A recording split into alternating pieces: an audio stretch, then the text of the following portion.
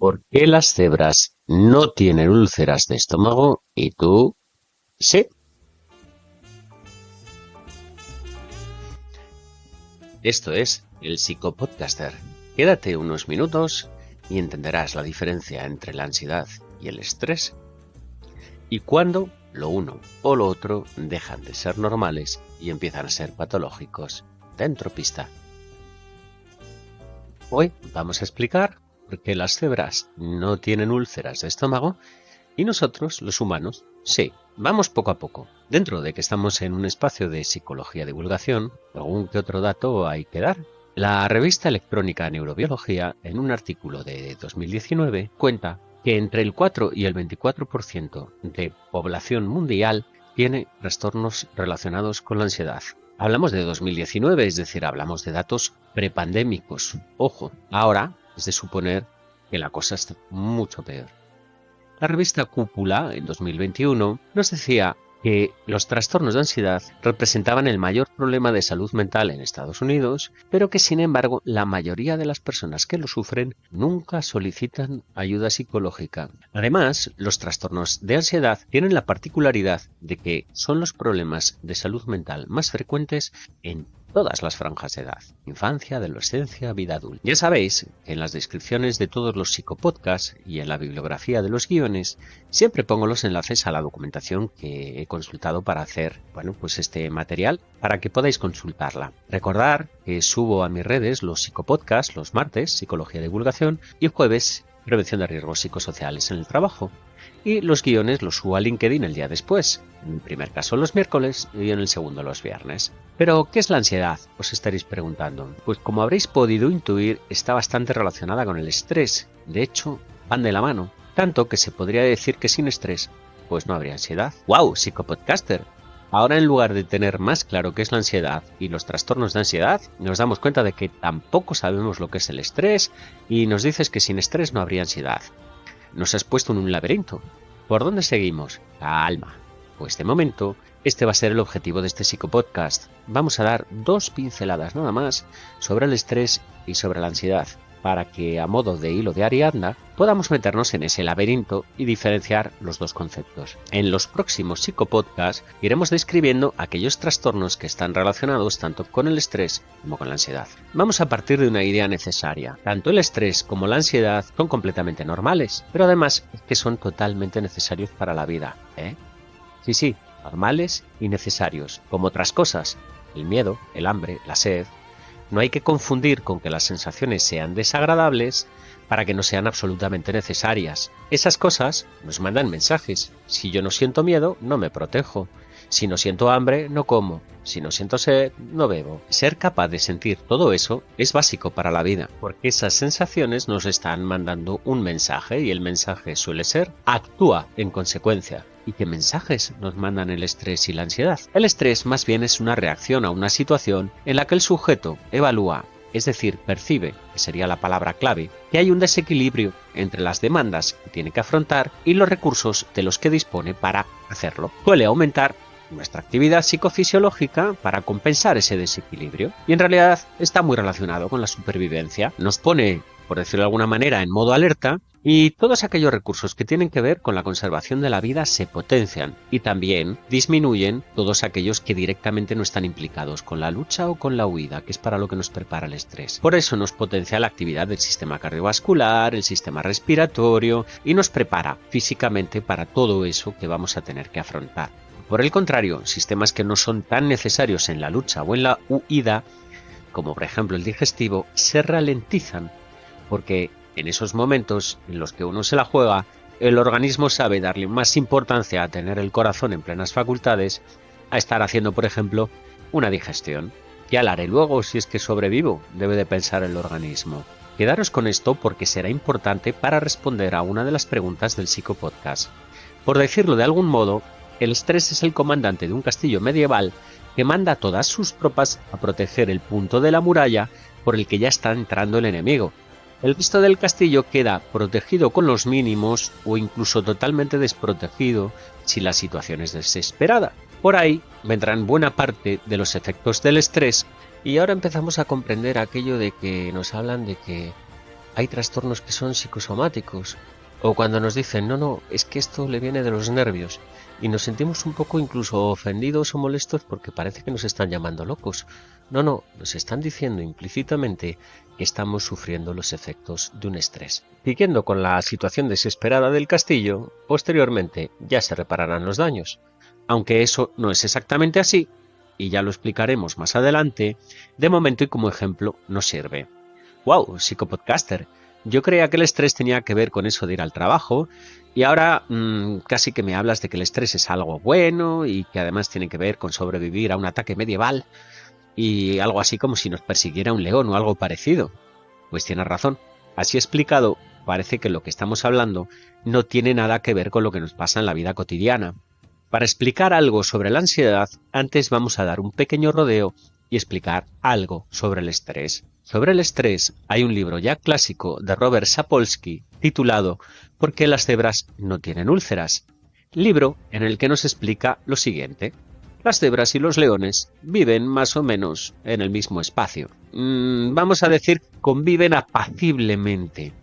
Las cebras no parecen sentir miedo, ni parecen estar evaluando la situación de proximidad del león como peligrosa.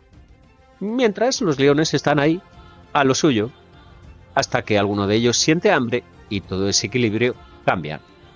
La manada se levanta y más o menos despliegan alguna formación o alguna técnica de caza y las cebras, cuando lo perciben, comienzan a segregar, entre otras cosas, cortisol, conocida como la hormona del estrés, y mientras está activa la cacería, van a tope. Corren, dan coces, todas las que pueden, hasta que los leones atrapan una presa y parecen dejar al resto de la manada en paz. Las cebras, cuando sus niveles de cortisol remiten y regresan a la, entre comillas, normalidad, parece como que vuelven a su pasto y a compartir casi el mismo espacio al mismo tiempo que los leones hasta que el ciclo se vuelve a iniciar. Hasta aquí la historia se entiende, pero lo que no se entenderá es por qué os estoy contando esto. En algún momento de nuestra historia biológica, alguno de nuestros ancestros debió de adquirir una capacidad que parece que las cebras no tienen: anticiparse a los acontecimientos. Tengo la conciencia clara, total y absoluta de que el león volverá a tener hambre, y por lo tanto no me conviene convivir con semejante animal ni en el mismo espacio ni al mismo tiempo. Es decir, nuestra capacidad para anticipar lo que nos puede suceder nos permite planificar cómo actuar en el caso de que eso vuelva a ocurrir. Recordaréis que el título del que os hablaba era ¿Por qué las cebras no tienen úlceras de estómago? El estrés tiene una función puntual y cuando termina la amenaza para la cebra, termina el estrés. Decíamos que en la respuesta del estrés unos sistemas biológicos se potenciaban y otros se ralentizaban. Si las cebras finalizan su estrés con el fin de la amenaza, recuperan su estado de equilibrio. Si los seres humanos seguimos pensando en que el león podría volver, seguimos manteniendo nuestra respuesta de estrés. Es decir, continuamos sobreactuados en unos sistemas e infraactivados en otros sistemas. ¿Os suena eso de que lo de tener la tensión alta puede tener que ver con el estrés? ¿O aquello de que los problemas digestivos que tenemos también pueden tener que ver con el estrés? Pues efectivamente, el estrés sostenido en el tiempo nos va a dañar unos sistemas de un modo y otros sistemas de otro. Pero como dice el título del libro que os contaba, como las cebras no parecen anticipar que el riesgo volverá, pues no se machacan con los efectos del estrés sostenido en el tiempo. Nosotros, los seres humanos, en lugar de volver a nuestro pasto, seguimos pensando en lo que podría haber sido y que aquello puede volver a ocurrir. Por eso también nos protegemos. Pero las cebras, por eso, no tienen úlceras y los humanos sí. Nuestra capacidad para sentir y anticipar las amenazas también es simbólica. No necesitamos un león con las fauces abiertas para sentir que algo nos amenaza. Simplemente un papel del banco que, como decía Sabina, nos dice que no, también lo podemos vivir como algo que nos puede generar ansiedad y estrés, porque también lo podemos vivir como una amenaza. Mientras que algún tipo de respuesta de estrés está presente en todas las formas de vida, aunque esto no sea así, vamos a explicarlo de este modo, la ansiedad parece más bien que es, por decirlo de algún modo, patrimonio de la humanidad. La ansiedad y el estrés nos ayudan a sobrevivir. Bien, final de la historia. El estrés nos ayuda a huir o a luchar, nos activa y nos permite superar los baches, y la ansiedad nos permite anticiparnos a lo que va a venir y actuar en consecuencia, programar una actividad que nos libre de los problemas antes de que lleguen a serlo. Hasta ahí lo deseable, lo normal y lo necesario. ¿Y dónde empieza el problema? Supondréis que si esto fuera tan redondo y sobre todo tan adaptado, no generaría trastornos. En este caso, ¿dónde empieza el problema? Pues el problema comienza cuando una situación o amenaza no la evaluamos correctamente y la valoración es irreal o distorsionada, o siendo real y muy adaptada, simplemente no disponemos de recursos suficientes para afrontar todas las demandas, es decir, cuando llegamos a un punto de colapso. Cuando un tema particular en la vida nos pone por delante un reto, sentimos estrés para solucionarlo. Y puede que sintamos ansiedad para anticiparnos a lo que puede llegar a ocurrir en caso de que no superemos este reto.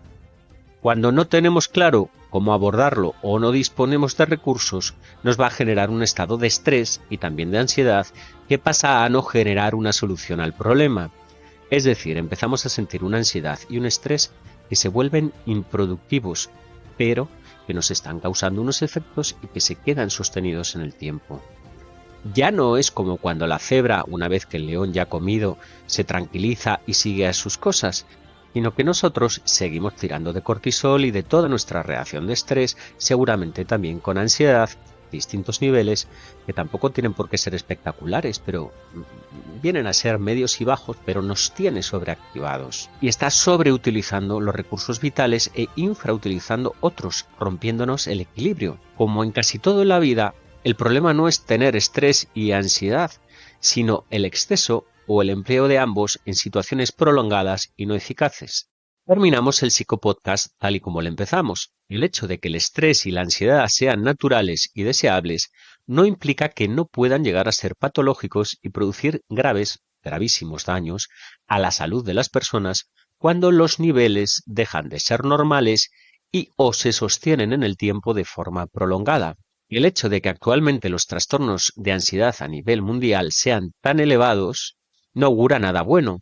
Más pronto que tarde, los efectos de la ansiedad emergerán y marcarán una forma en que la sociedad se va a construir o se va a destruir. Vamos cada vez más a una sociedad más ansiógena y que está muy poco sensibilizada a los tratamientos de salud mental. ¿Queremos un futuro mundial de ansiedad? ¿O queremos un mundo en que exista prevención y tratamiento de las personas que lo sufren? Sería muy raro que alguien escogiese la primera opción. Por lo tanto, sería muy deseable que este problema de primer orden en salud mental recibiese por un lado la consideración de urgente y por otro lado se actuase en consecuencia. Bueno, pues esto ha sido todo este martes 8 de noviembre de 2022. El jueves 10 hablaremos de acoso laboral. Y recuerda, estudia, lee, aprende. Escucha podcasts de psicología como por ejemplo el Psicopodcaster.